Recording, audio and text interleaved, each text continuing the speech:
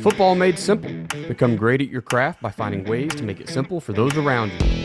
This is the Coaching 101 podcast hosted by Find a Way Productions with your co-host, Daniel Chamberlain and Kenny Simpson.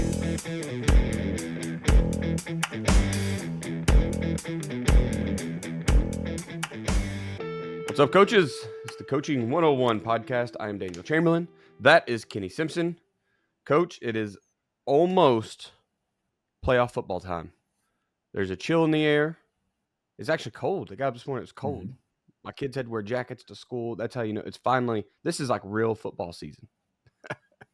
Yeah, we used to say you got to work when it's hot to play when it's cold. Is kind of a statement most football guys enjoy because you know that these are the games that really matter. I mean, every game matters, but as it gets colder, they tend to be bigger and bigger. So excited to talk about this. And like you mentioned, we're finally getting cool weather here. And if you look in the background here, I got my 2 trophies that finally came back to me. They had to put the little plaques on there. So those are games that we're over and done with, and we'll celebrate them later. But, you know, we're in the middle. I'm sure y'all are in the middle too, Daniel, of hopefully getting to play longer. You know, and in playoff football is all about extending your time. So, you know, we got some big ones coming up. We got a lot of big ones coming up. I'm sure everybody else is listening.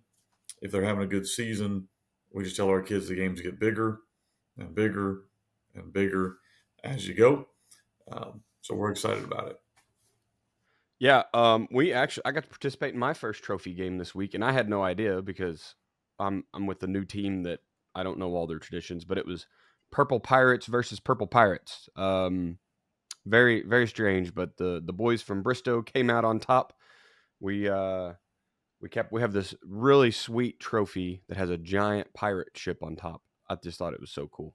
I'll probably post it on social media. Actually, I already have a couple times, but so we too got to win a trophy. But like you said, it goes up on the shelf. We'll talk about it later. We survived our trap game, and it's time to move on. We got biggest game of the year definitely coming up. I think a lot of people forecasted this to be the district championship game. And then, you know, today we're going to talk about pushing into playoffs and how to prepare for that. So then that has to be our mindset. We got to get this one, try to win the district, try to take that number 1 seed, and then it's just playoff time after that. We got a few more big games, right? But I think once you get through the big one, if we can get out healthy, hopefully come out with a win, and then we can really turn our minds to the playoffs. So. Yeah. Well, we're excited. I've just finished up 6.0. So Gun T guys that are listening, the 6.0 is at this point is on Amazon, but I'm hoping to get a batch delivered to me, and I can, you know, basically behind the scenes work on that as I order them cheap, and then I can sell them for cheap. And so that way everybody kind of saves a little bit of money, but they'll be on FB Coach Simpson here in the next, maybe now or the next week or so. So be looking for the 6.0. It's got all the new stuff we did, new formations. Basically, I just document all the evolution of the offense. And so this is the 6th edition. So it's all the new stuff we've done. And I think I put some practice planning stuff in there and developing depth. I think that was a big thing we tried to work on this year. So that'll be coming out soon. Excited about that.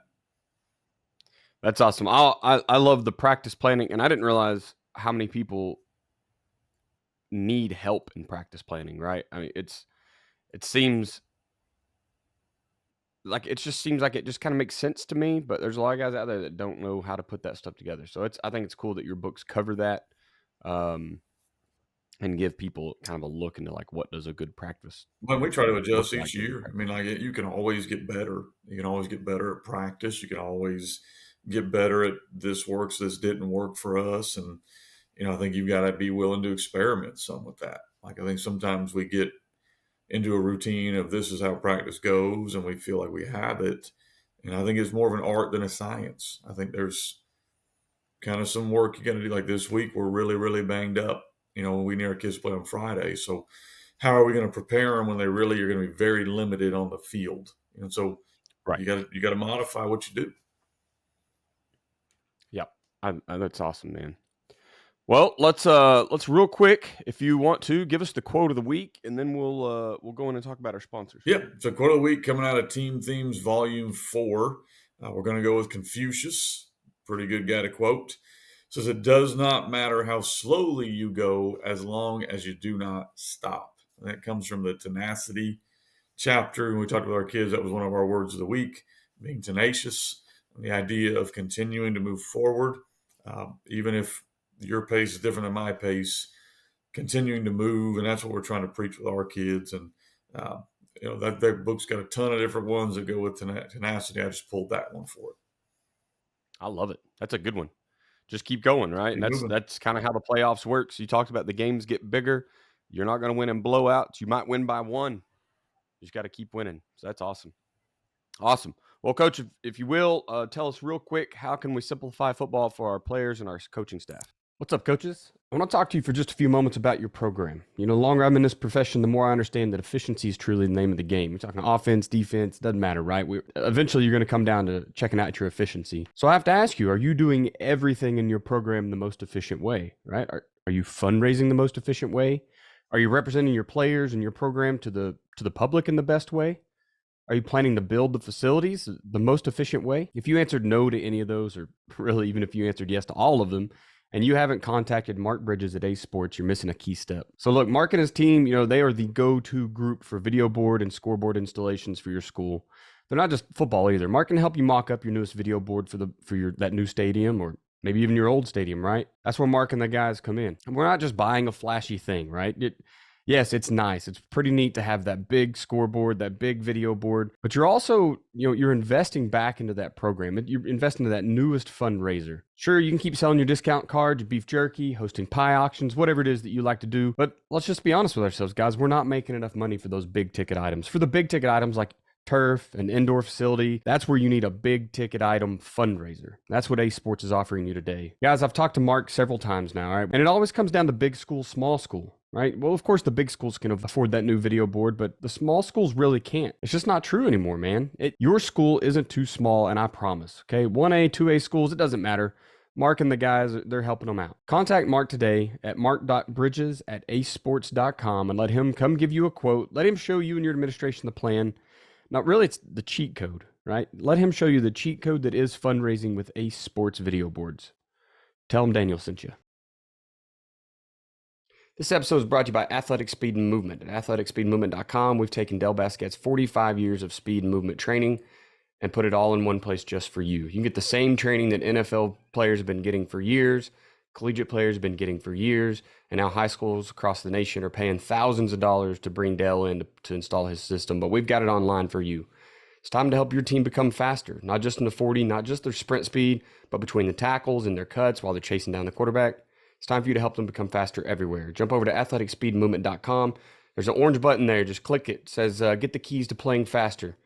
You'll get the 3 core movement video from Dell. He's explaining the science behind it, all for just the price of your email.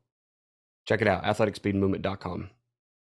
Coaching 101 podcast is sponsored by Findaway Productions. Findaway Productions also sponsors fbcoachsimpson.com for all your coaching needs, with over 30 coaching materials, books, as well as 50 PowerPoints and videos and smaller materials, and the free magazine headsets. Findaway Productions also sponsors offensivecoordinatoracademy.com, all things offense, and defensivecoordinatoracademy.com, all things defense.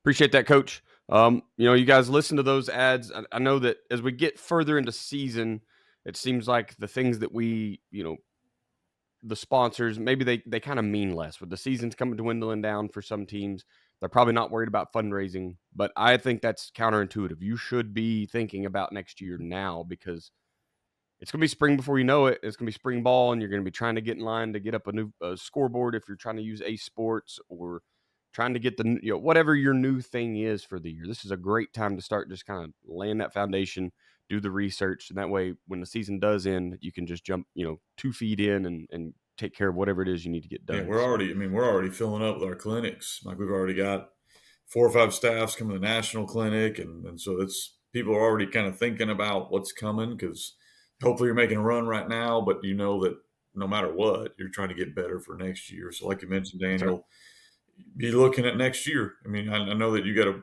maximize every opportunity right now, but it's okay to look at what are we doing next year. Yeah, 100%. Jamie's book talking about I'm at a football game. If you guys, we've talked about it for several weeks now. Get to Amazon, pick up a book. We've got a couple here at the house. The wife loves them, the kids love them.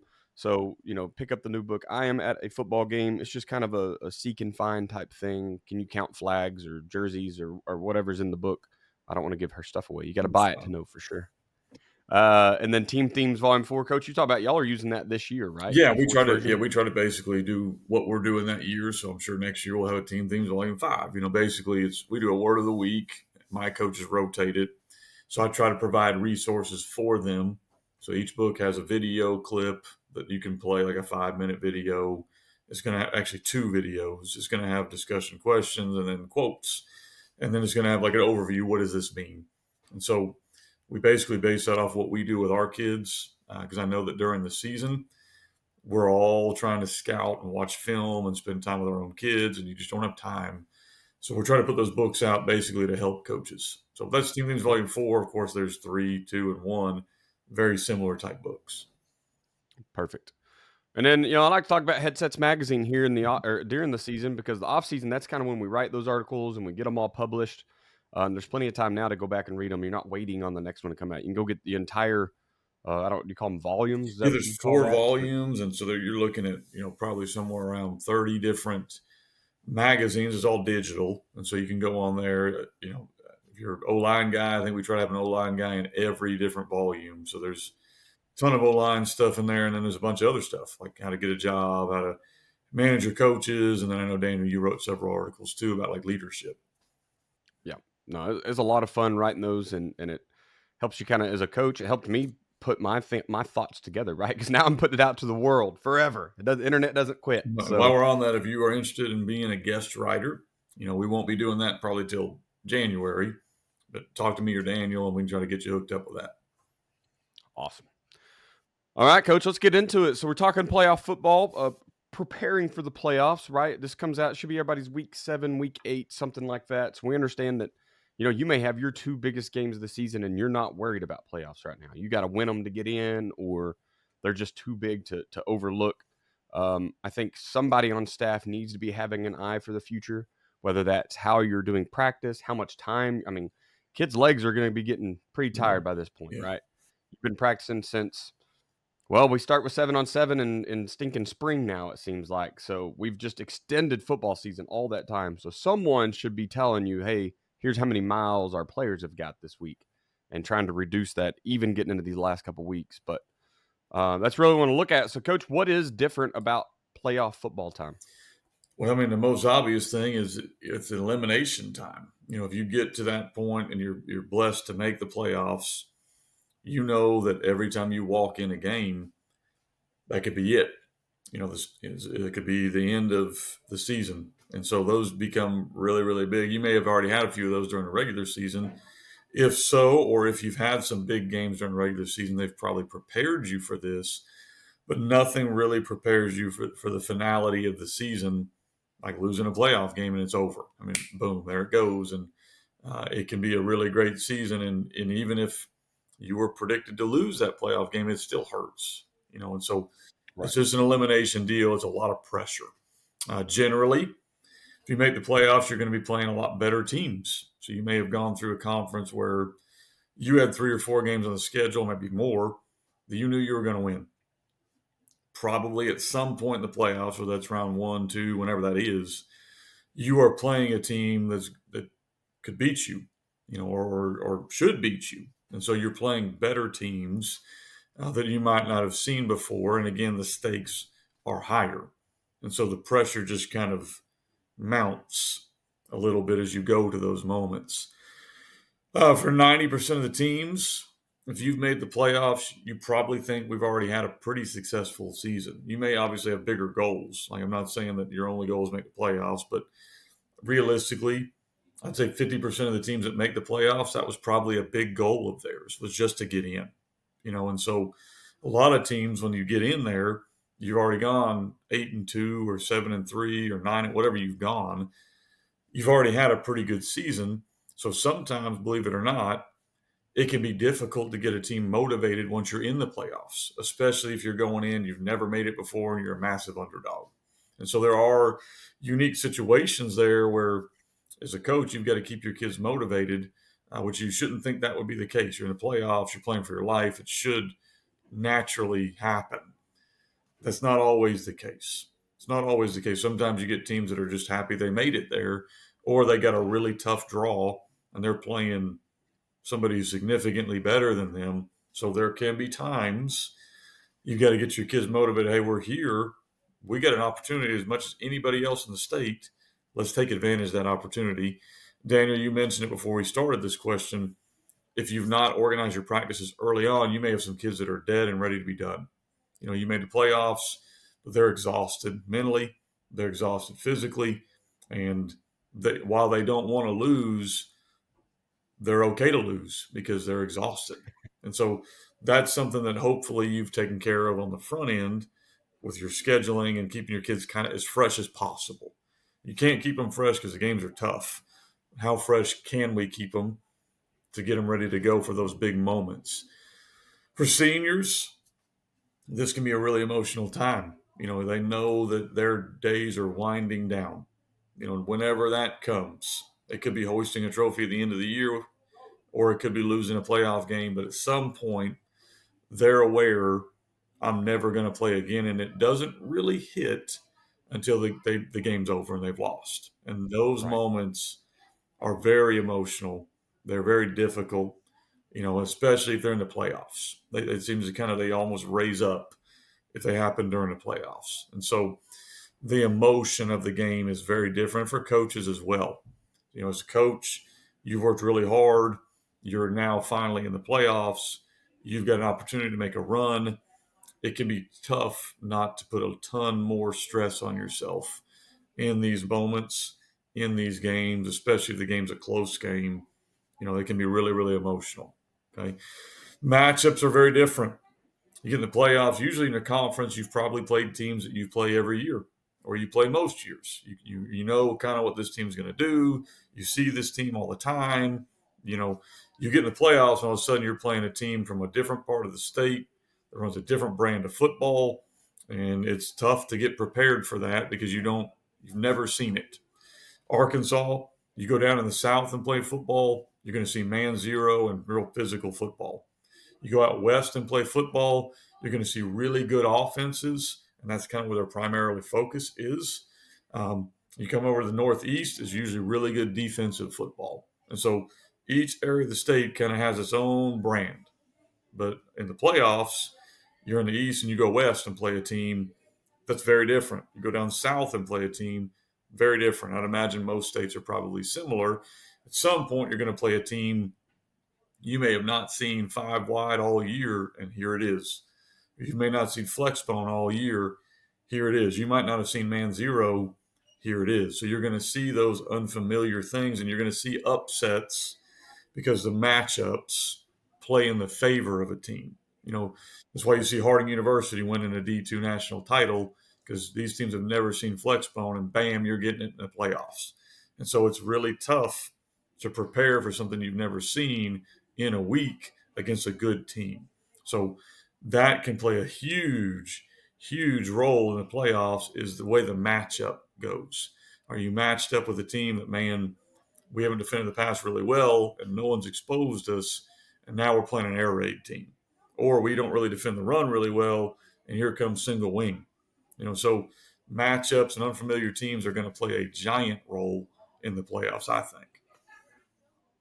Yeah, I think the two biggest things about playoffs is one, it is the end of the season. We've already mentioned it a couple times now, but there is a level of we've been doing this for a long time, and I kind of talked about 7-on-7 extending our season, and it's 100% true. Like we are competing now from June to almost December, right? For some guys, it is in December, so um, that is a long time for someone to be spending on one sport or competitively working that long. And plus, most of our kids are multi-sport kids, so they are going to be getting tired. So I think that's the biggest difference is just learning people management, managing time, managing reps. If you haven't bought into some kind of a system that's tracking how many miles and how many yards and speeds and all that your kids are are running around. If you're a consistent playoff team, it's probably time to start tracking that. If this is your first year making it, maybe it's not so important. We just got to figure out what the magic was this year that got us there. Was it a surprise win? Was it an upset victory? Did another team just happen to be down? Are we getting better? It doesn't always have to be the other team sucks, right? Sometimes we win because we got good. Is it a system we put in? So we can keep nurturing that and get back to this moment. But it could be time to start thinking about just tracking your kids' movement overall. Um, the other thing is margin of error, right? The margin of error is so much smaller now. So you may be 10-0 because you were the big fish in a little pond. And like you said, Kenny, you're about to be welcomed to a whole new world of football. Now it's everybody's big fish. That's all that's left. If you're the one seed, look, I've been a couple times now, I guess, at least once, I have been the very small fish that squeaked in. We had no business in the playoffs. COVID year in Oklahoma was wild. Everybody got in, and we had to go over and face a one seed and get our teeth kicked in for 60 minutes of football. But it was different, right? And we had gone like I think we played 7 games that season, and we were 4-3 getting in the playoffs. But we had a lot of room for error, big margin of error. And then we got over there and there was none. And every single mistake we made, whether it was a coaching mistake, a player's mistake, execution, alignment, it was very quickly they took advantage of it. So I think that's a big difference here. Is just there is no more margin of error. Your kids, nobody's perfect, but they got to be as close to perfect as possible, especially if you're coming in as that underdog. Yeah, I want before we move Uh, on too far, I want to kind of go. You mentioned something, Daniel, that kind of sparked my memory. I took over the job here at Southside back at 2011 sometime. Well, it took us a while to build up, and then we finally broke through the playoff barrier like in 2016, I think. So 2016, we make the playoffs. First time we've ever made it. You know, then we go in and we win a playoff game. Like we were just happy to be there, and we go in and we knock off Boonville. It was like a powerhouse, and we kind of go, whoa. Now we're in round two, and we're playing like number one team in the state. We end up getting beat and played well. Ended up getting beat, but I was exhausted because it was my first time to get in. Our kids were exhausted because we had been practicing for a 10-game schedule because that's all we had been able to play was 10 games. I had made the playoffs. And so that's how, and then the next year we come back and we go, 10-2. And so it started to modify my brain. Okay, I'm not operating on a 10-game schedule. I'm operating on potentially 12, 13, 14, 15 weeks if you were to go far enough. So as your program goes, you need to modify that. Daniel had brought that up. Like if you're just trying to make the playoffs, man, operate on a 10-game schedule. If you get in, man, it's a great year and just whatever happens, happens.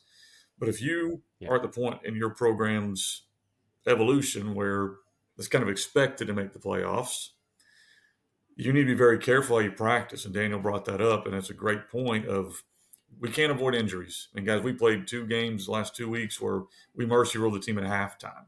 And we had more injuries in those 2 games than we've had all year. It just happens. It's football. But practice-wise, am I taking things off of our kids' plate? Like, am I doing the best I can to go as short as I can in practice so that our kids are as fresh as possible for the game Friday? Those are big Yep. questions you need to be asking now if you haven't already been asking them. Because when you do get to the playoffs, you don't want an exhausted team. Like you don't want your team to be out of gas because that can be a big role in winning or losing a game.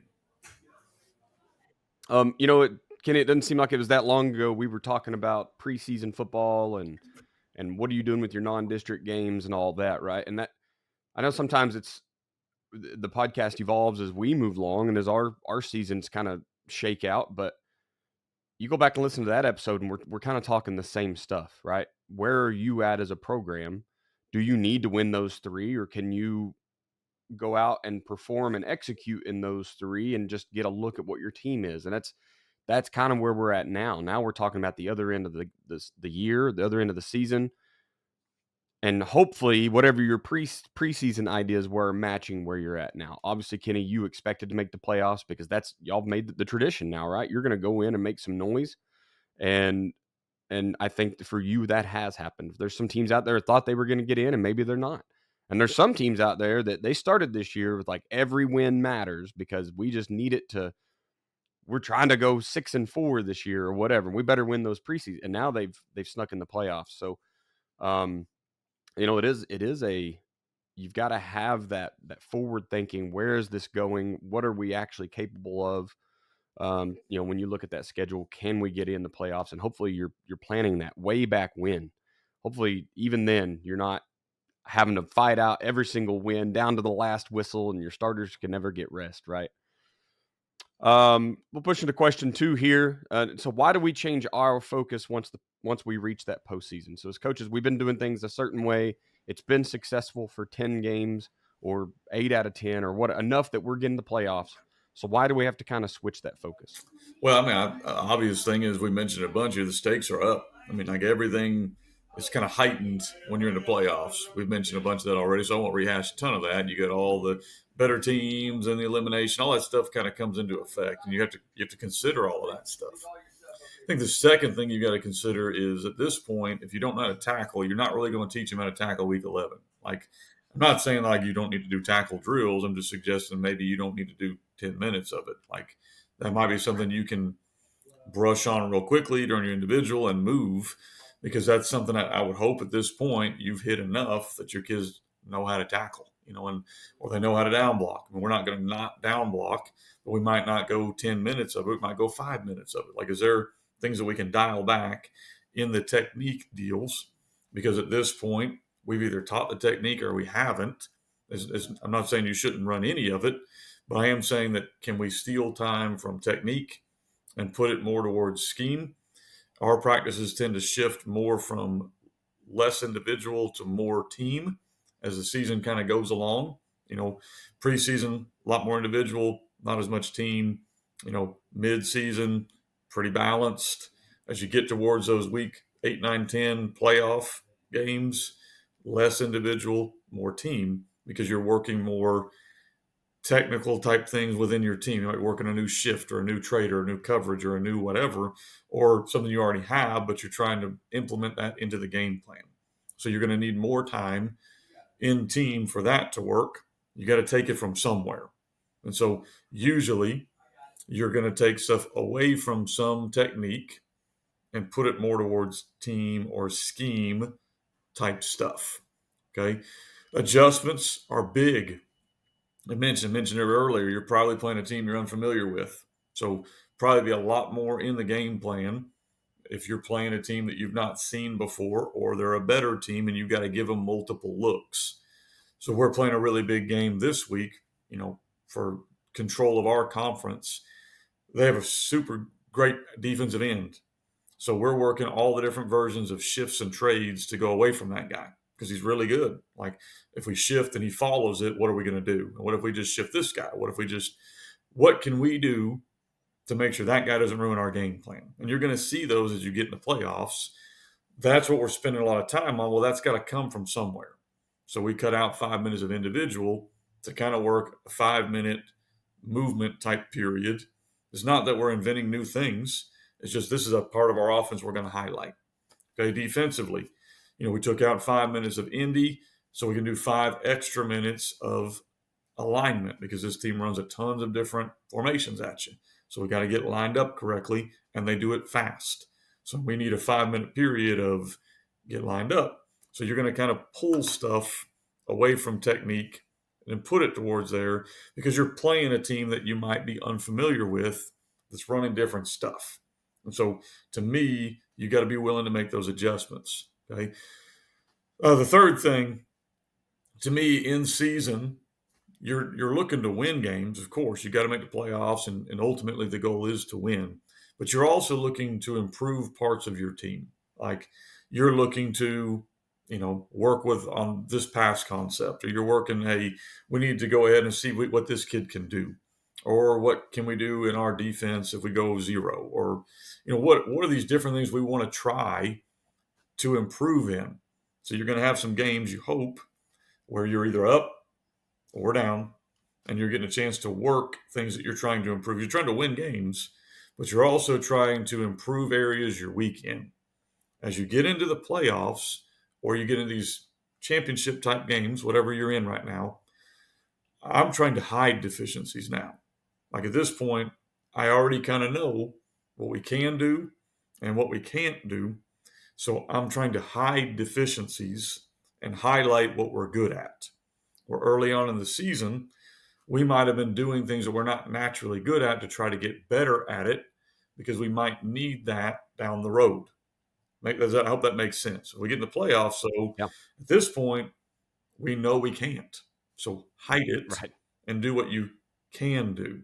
I'm not telling you like don't throw it, but like maybe you tried 6 concepts and 4 of them were awful. So you're in the playoffs. Let's do the 2 we were good at, or then the run game, flip it around. Coverage wise, you might have tried man zero, and you might have tried zone, and you might have tried roll 3 or whatever you've tried. As you get in the playoffs, you want to highlight what you're good at and hide your deficiencies, not try new stuff or not try to do different things we've not done all year long. Like you don't want to lose a playoff game doing stuff you've not done all season. You should be highlighting your strengths, hiding deficiencies, and giving your kids a chance to win. I think, man, what you talked about adjustments for an unfamiliar team, that's such a big thing to think about because look, I mean, I know our districts shake up by a team or two every other year when they redistrict everyone, right? And I don't know how they do it in everyone else's states, but in Oklahoma, every other year we relook at our numbers and change districts up. But you pretty much know 5 out of the 7 other teams in your district, right? You know who the coach is, you know what he's trying to do, what is he weak against. And if you don't, maybe you need to start watching a little more game film and figure out what those coaches are good at and what they're bad at and how you can, if it's, crunch time, you can kind of get an advantage. But we generally know what good players they have, who's graduating. There's people out there, I mean, you have a overall idea of what you're getting into every year. The playoffs, man, you can kind of throw all out the window because you've probably not seen this film. Kenny, you brought it up, just the completely different offenses, defenses, different style of football. That's huge, and you're right.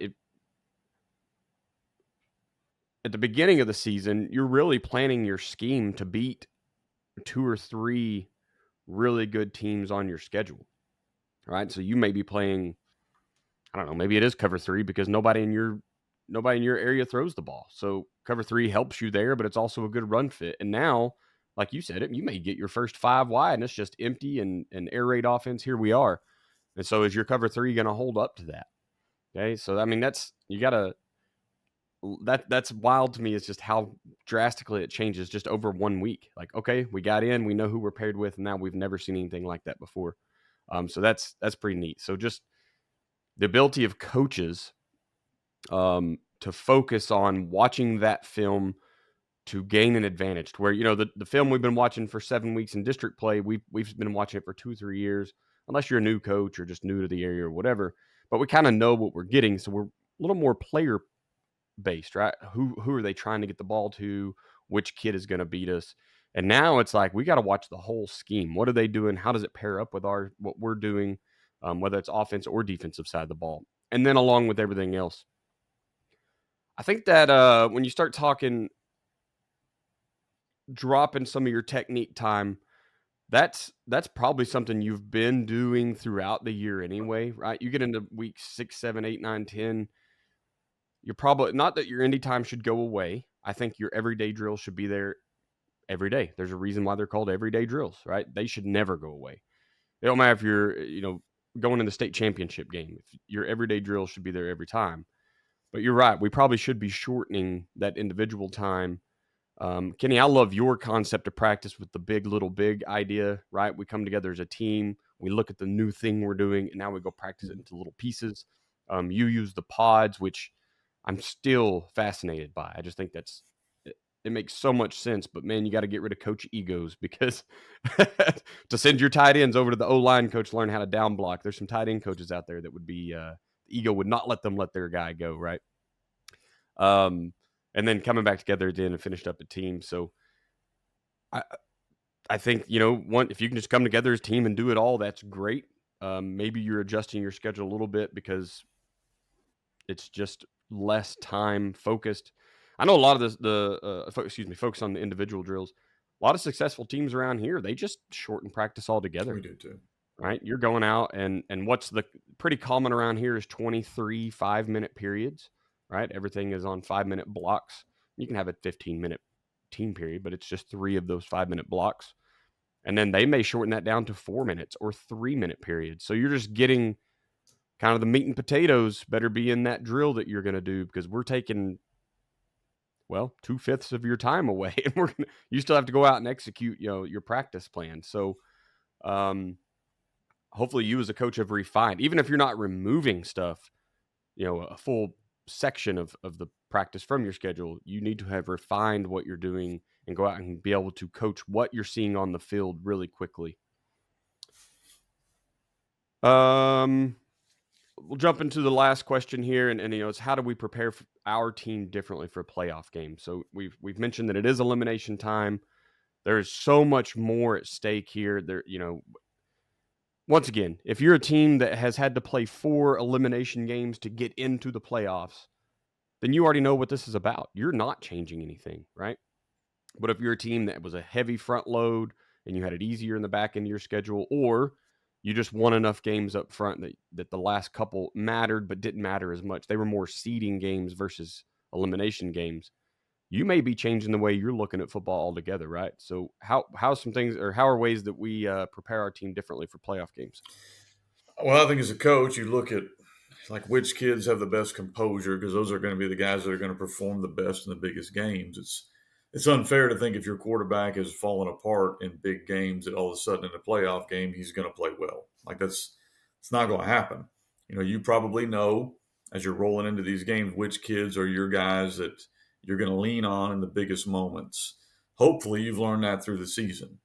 That can be good or bad. Like sometimes the answer is not the answer you want, but is the answer you get. A couple of years ago, we had uh, several kids that were very, very talented and handled composure really well, and we had kids that did not. And so we knew we need these guys to play. You don't get to just you don't just get to pull a random dude off the bench and put him in. He's still your best one there, but we're not going to game plan for this kid to have a huge role in what we're trying to accomplish in a big moment. Instead, we're going to plan for these other kids who have shown in a big moment, I'm a guy you can count on. You hope that throughout the season, you've given kids opportunities to get better because that can change. That can change. But in the playoffs, it's not the time to assume all of a sudden somebody's just going to rise from the ashes and play well. If they've not played well in big moments before, they're not going to play well in big moments now. And so I think you need to figure out which kids you have that are going to be composed and handle those moments well and build your game plan around those kids. In the regular season, you may give kids opportunities that you wouldn't. Here's a really easy example. You may try long field goals in the regular season and realize, oh, we got a kicker. So I can count on this kid that helped us. He hit a game winner for us at the playoffs because I found out in the regular season he could do it. Well, if he'd missed those in the regular season, guess what we wouldn't have done in the playoffs? We wouldn't have trotted his rear end out there to kick a game winner because I already knew the answer. And so you want to find that stuff out before. Second part is kind of underrated. And some of y'all might be dealing with this already, but like in Arkansas, we play kind of in regions. So you're playing relatively local. We drive a couple hours maybe for a game. Playoffs, you may drive 5 hours for a game. And that can be, that's a whole different animal that you've not done all year long. Like you've not done all year long. You've not traveled, or you might have to stay overnight somewhere. And so, how are you going to handle that stuff? Like, have you thought about that before the moment showed up, or did you think about that on Monday of game week? That's Yep. the kind of stuff that as you get more experience in the playoffs, you kind of put yourself through that. We go to St. Louis every year to stay overnight with our kids so that we kind of get them used to going somewhere and performing for a team camp. It's just a team camp. But if we ever have to go travel 5 hours for a game, then we will be relatively as prepared as possible to do that. Right. If you know that's a possibility for you, you might look at scheduling a non-conference game where you've got to make that kind of trip just to get your kids ready for it. Because those can be a lot of administrative questions you don't really want to deal with, but you have to.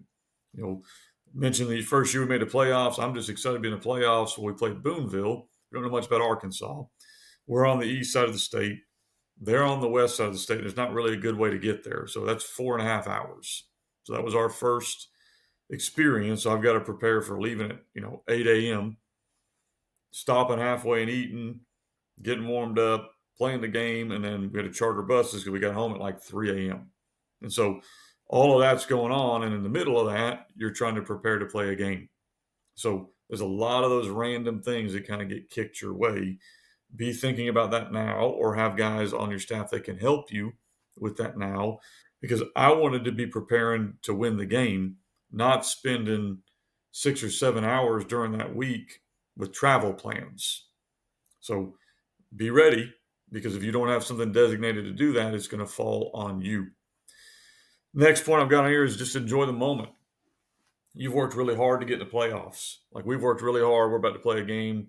We're 6-0, and the team we're playing 6-0. Man, those games don't come around very often. And I know it's a big game. It'd be easy to get stressed out. And of course, we really want to win, and we are stressed. But enjoy the moment. I mean, you're going to be the game of the week. You're going to be kind of the big whatever it is, and in the playoffs, they're all that way. Man, make the T-shirts. I know you might think, well, we're supposed to be here.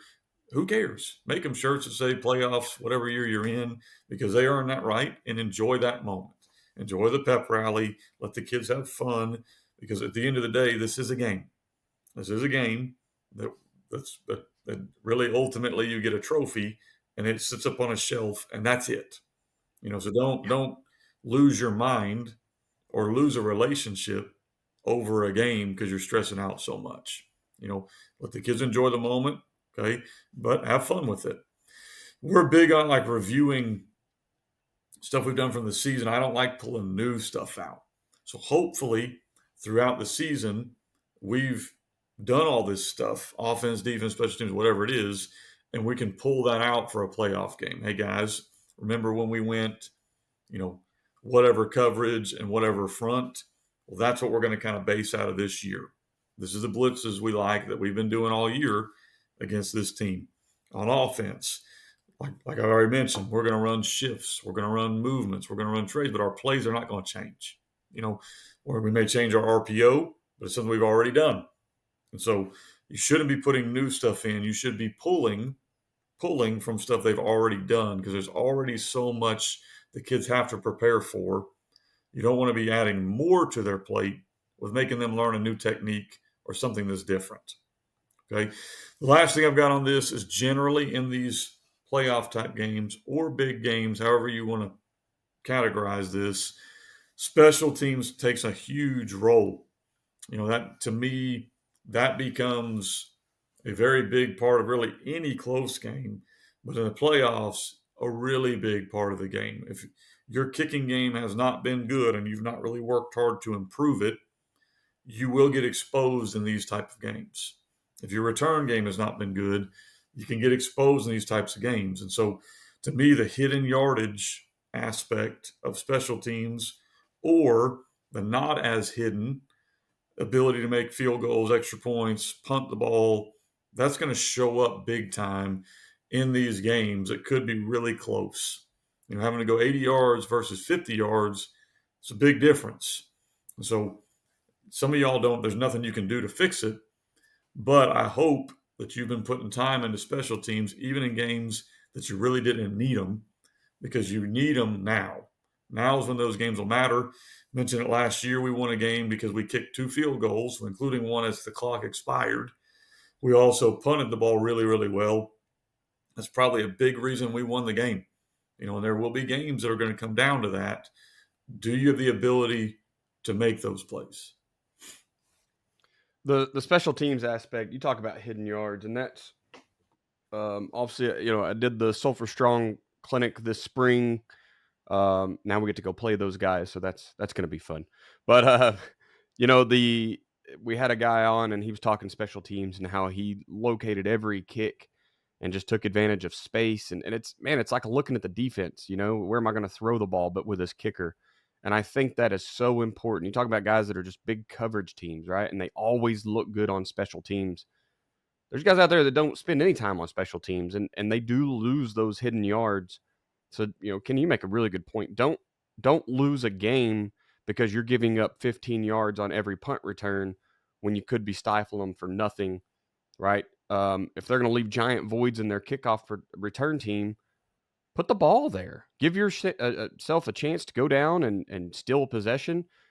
But if nothing else, you're put in the hands of one of those guys who probably shouldn't be returning a football. He's probably there to be a blocker, and now he's running back and trying to scramble and jump on top of a ball. So, once again, we talked a couple weeks ago, situational football is kind of everything, right?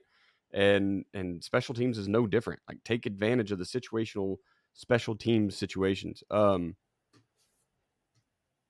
it just comes to preparing for play, I think that it's just you have to, number one, you're dealing with emotions. You talked in that last segment about how this is a very emotional time, but you're right, man. You've got seniors that are preparing for possibly the last game of their career. Now, you as coaches, probably not the last game in your career unless you just planned you're going to retire after this. So life will go on for you, but for them, this is a huge transition point. So you want to make sure you're doing the best that you can to keep them on task, right? We talk all year about the games that are, kind of take away from the game. We got homecoming, which some coaches are really afraid to let their kids worry about homecoming because it's extracurricular, right? It's outside the game and it could take away their focus. Rivalry games, trophy games, like we've both experienced this week. Trap game. There's all these games throughout the season, but it's never the last game, right? And it's unless once again you're in that situation where it did happen to be an elimination game and it was your homecoming or something. But now we've got to really keep those guys on task, making sure that they don't let the moment take over Monday through Thursday, right? Hey, this could be my last game ever, and they start panicking. I remember just different sport and everything, but I was watching OU softball this last year, right? And of course, Patty Gasso takes them in 4-peats. They get 4 national titles in a row, and they're talking to some of the seniors after they win it all, and like, how did you? Or matter of fact, I think they lost a game in the playoffs.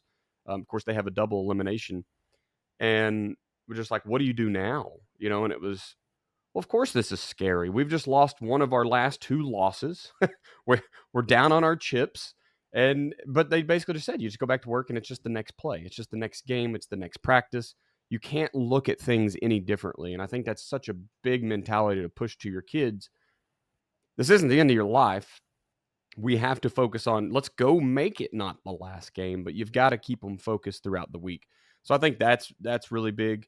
And as coaches, man, this is just a chance to lighten that workload, be a little more cerebral about what's going on. And then I think it all comes down to situational football. So, yeah, I don't have a ton of playoff experience, so I can only speak on, what little bit I have, and the couple years that we were there. One year we had no chance. It was one of those just we were we should have made the T-shirts, honestly, to give that school something to celebrate. But it just happened so fast. Like, we didn't know we were in. Oh my God, we're in, and 4 days later we're out. You know what I mean? So it does happen really quick. And then the other time, of course, last year with the Wasso and that was great. Being the bye week, like, you get to be a team that earns a bye. That's amazing in the playoffs. So 2 completely different experiences. All right, let's talk about the last piece here, Coach. What not to do as a coach. So what's our lesson for this week?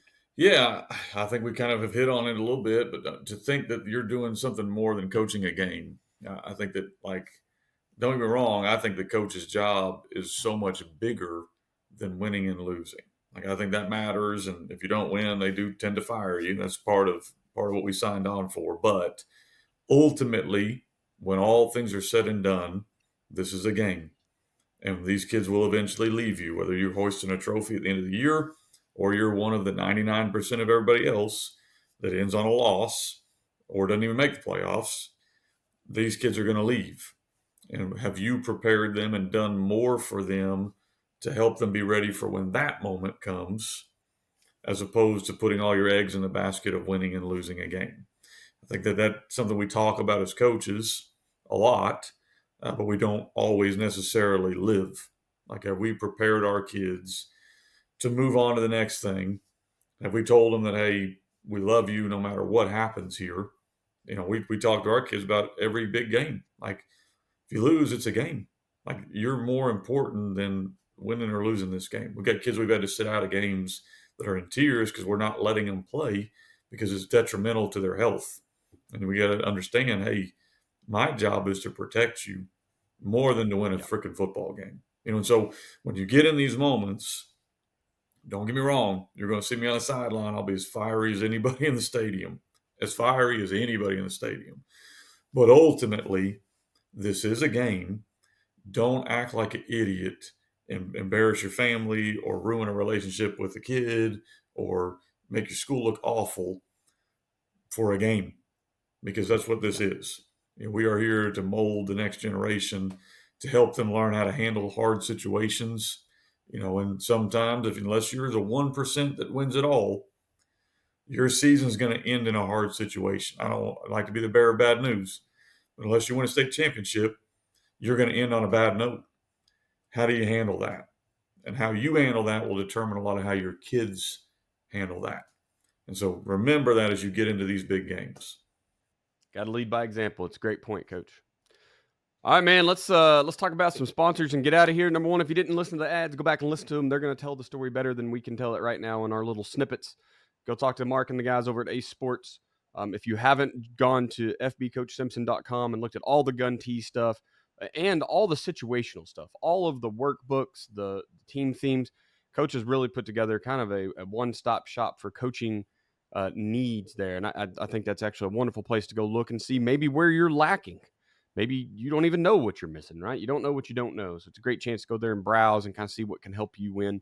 If you're looking for an additional staff member, if you're needing help breaking down a tough opponent, if you're just needing some help, you want to come talk on some Q&As, jump over to patreon.com/Chamberlain Football Consulting. Come talk to me. There's a tier for everyone at patreon.com. Come over and let's talk some ball. New books coming out. Coach, you got anything new? What's out right 6.0 is coming out, so make sure you go check. It's probably on FB Coach Simpson pretty soon. Of course, Team Themes 4 is out, and there'll be other stuff coming out, I'm sure. You and I are working on a book. That's probably a year away or so, but there'll be new stuff. We always try to put it out, and I'll have some new clips and PowerPoints of all the new stuff we're running as well. And then don't forget, get your seat at the Gun Tea Clinics now through the end of November. You get the early bird deal and pricing. It helps me kind of know how many guys are coming, so I know what to prepare for. So go get your spot. We've already got several staffs that have already locked in some spots. We're going to be in 9 different locations all across the U.S., from Seattle to Phoenix to Charlotte, Batesville, up in the Midwest as well. So go get your spot.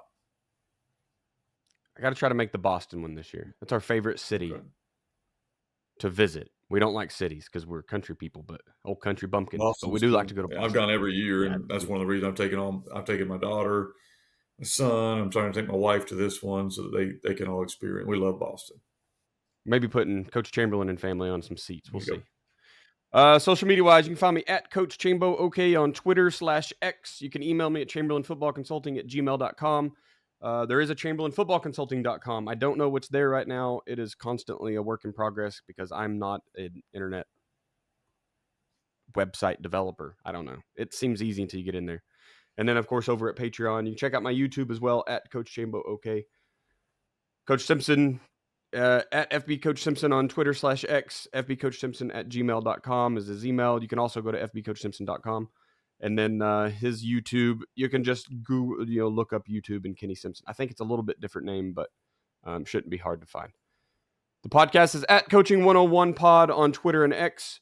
I want to thank you for being a listener to the Coaching 101 podcast. We hope that you'll join us next week as we continue to make the complex more simple. Please consider subscribing to the show so you'll always know when the new episodes are out. It's time to start getting some ratings.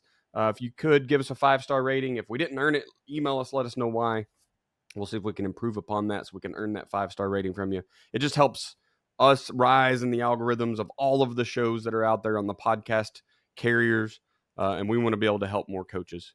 We'll leave you with this. It's hard to beat someone who never gives up. No matter the situation, find a way.